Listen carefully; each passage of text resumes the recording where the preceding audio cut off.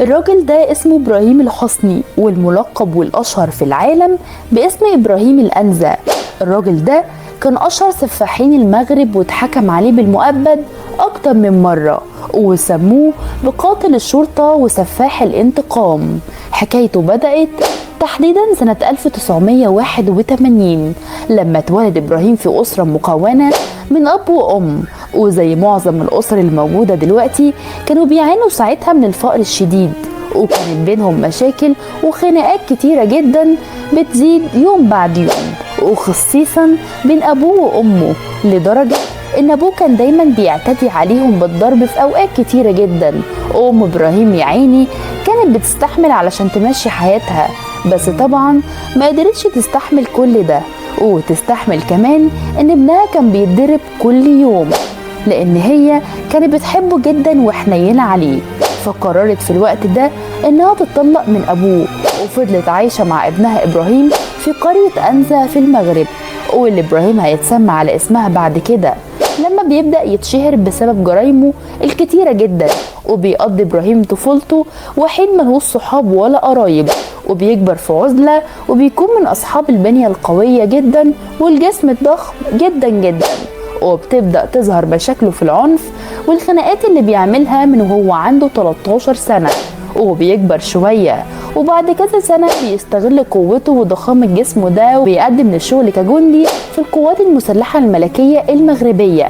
وبيبدأ يحس في الوقت ده انه محتاج يكون أسرة، ويحس بمشاعر الأبوة اللي اتحرم منها زمان وهو صغير، ويعوض حياته اللي عاشها في وحدة وأسى وما حسش فيها بجو الأسرة أبدا. بعدها اتعرف على واحدة وبدأ يتجوزها، وطبعا خلف منها إبراهيم، رغم انه كان عايز يحافظ على حياة اولاده ويوفر لهم حياة مادية وكريمة، ويتجوزها ويخلفوا.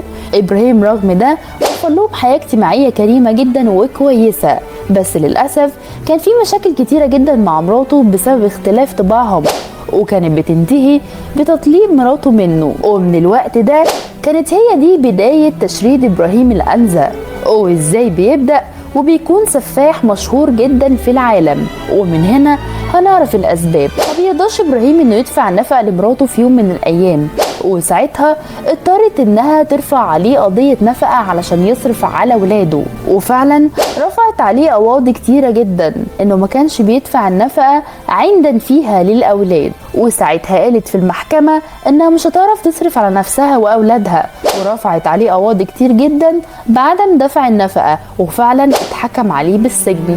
وبتبدأ روح الانتقام بتكبر جوه جسم إبراهيم الأنزا، وكان بيفكر يوم بعد يوم ازاي ينتقم من مراته ويهرب من السجن. وفعلا هرب من السجن، وأول حاجة فكر انه يعملها انه يروح علشان يقتل مراته. وطبعا جسمه كان قوي جدا وحجمه كان أضخم، فمراته ما كانتش عارفة تقاوم ولا حتى تنقذ نفسها، وفعلا ماتت على طول. وبعدها إبراهيم للمرة التانية اتقبض عليه، واتحكم عليه لأول مرة بالسجن المؤبد لمدة 25 سنة. بعدها دخل إبراهيم السجن لتاني مرة، وكان بيبدأ يفكر ازاي يهرب منه طبعا زي المرة الأولى. وفعلا بعد 3 شهور كان بينجح انه يهرب من السجن زي أول مرة، بس المرة دي بيكون مخطط صح انه يهرب من المغرب خالص ويسافر لدولة أوروبية. وكان بيبدأ يسأل ناس كتيرة جدا تهربوا ازاي من البلد، وفعلا لقي 2 وطلبوا منه 6 مليون دولار علشان يسفروه بره المغرب خالص. بس هو ما كانش معاه ساعتها اي فلوس، وما كانش بيملك اي حاجة علشان يبيعها ويسافر بفلوسها. وطبعا في الوقت ده اضطر انه يلجأ لوالدته اللي عايش معاها، وقال لها انه قرر يسافر لدولة أوروبية، وأول ما يستقر هناك هيبعت لها علشان ياخدها عنده. وبيقول لها انه محتاج بالظبط 6 مليون دولار، فبتبيع ساعتها الذهب بتاعها وشوية حاجات كانوا عندها، واستلفت طبعا الباقي علشان تساعده، وادت له الفلوس وراح بسرعة علشان يديها للاتنين اللي هربوا، ويطلب منه يجهز نفسه وياخد معاه شنطة صغيرة فيها حاجته ويستناهم بعد يومين.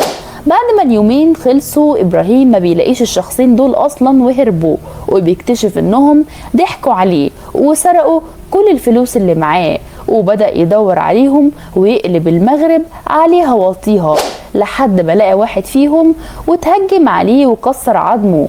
فالناس بيشوفوه، ومن ساعتها كان في خناقة كبيرة جدا وطلبوا الشرطة.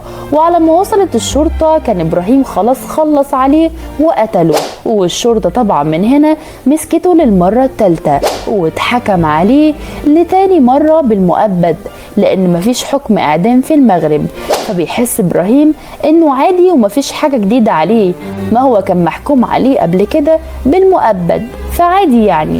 بعد ما طلعوا إبراهيم من المحكمة وكان ماسكه شرطي اسمه أحمد، طلع إبراهيم ساعتها آلة حادة كبيرة جدا كان مخبيها في بنطلونه وطعم بيها الشرطي، وجي شرطي تاني بسرعة علشان يلحقه، بس إبراهيم هجم عليه برضو، وباقي الحراس لحقوه قبل ما يقتل الشرطي التاني وأيدوه، واتعرض على المحكمة للمرة الرابعة واتحكم عليه بالمؤبد للمرة الثالثة. بس المرة دي كان معاه حراسة مشددة وانتقل ساعتها للسجن، وكان عليه حراسة شديدة جدا.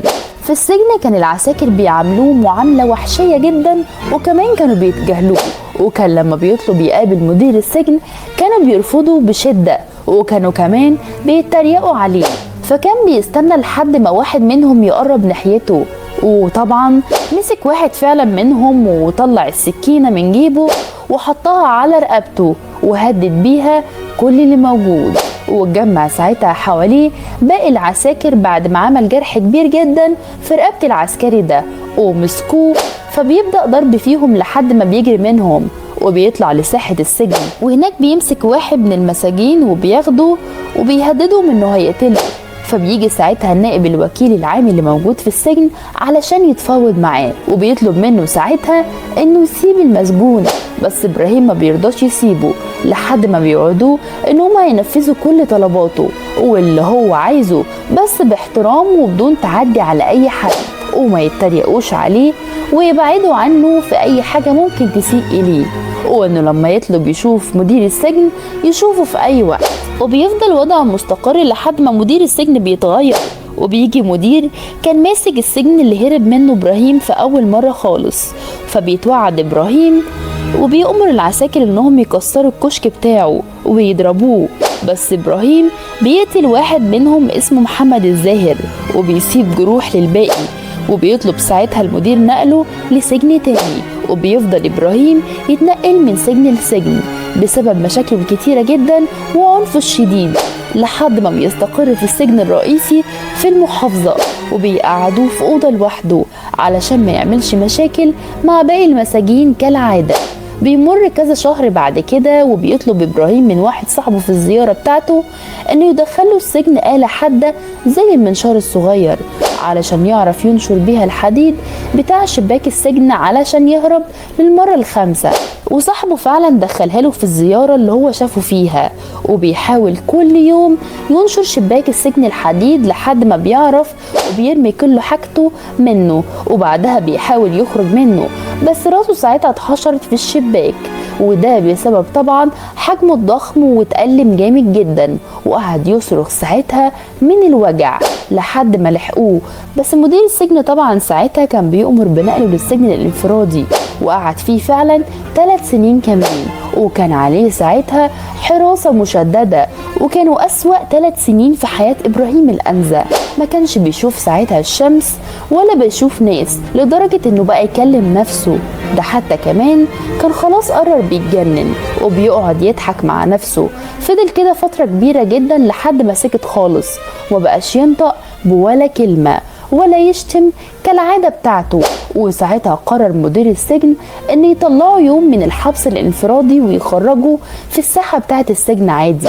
ولما طلع ابراهيم للساحة، ودي كانت اول مرة يشوف فيها الشمس بعد 3 سنين، فضل باصص للسما 10 دقايق قبل ما يبدأ يتحرك ناحية المكان اللي متجمع فيه حرس السجن، واتفاجئوا ان طلع حجارة مدببة من جيبه وبدأ يزقلهم بيها، وخبطت طبعا دماغ عسكري في السجن هناك، وحصل له نزيف شديد جدا ومات، وبدأ يهجم عليهم ويكسر فيهم. فخرج مدير السجن وضرب بالنار في السما كذا مرة وحذره انه يسيب العساكر، بس طبعا ابراهيم ما كانش سمعه، وفضل مكمل ضرب في العساكر لحد ما تسبب ليهم في جروح خطيرة وكبيرة جدا. وساعتها لما مدير السجن ملقاش استجابة منه اضطر انه يضربه بالنار مرة واتنين وتلاتة، وخد ساعتها إبراهيم الأنزة 3 رصاصات في الصدر وواحدة في الراس، وانتهت حياة إبراهيم الأنزة ووقع على الأرض ودخل المستشفى وفضل فيها بالظبط 3 أيام وتوفى. وطبعا كانت نهايته بعد ما قتل زوجته واللي حولته من إنسان عادي كان عايز يعيش حياة اجتماعية عادية، وكان عايز يوصل بولاده لبر الأمان من إنسان عادي ونجح في حياته لإنسان سفاح ومن أشهر المساجين اللي اتحكم عليهم بالمؤبد أكتر من 3 مرات. ما تنسوش تعملوا سبسكرايب في القناة وتفعلوا زر الجرس علشان تستنوا مني كل حكاية غامضة جاية. كان معاكم خلود عادل، سلام.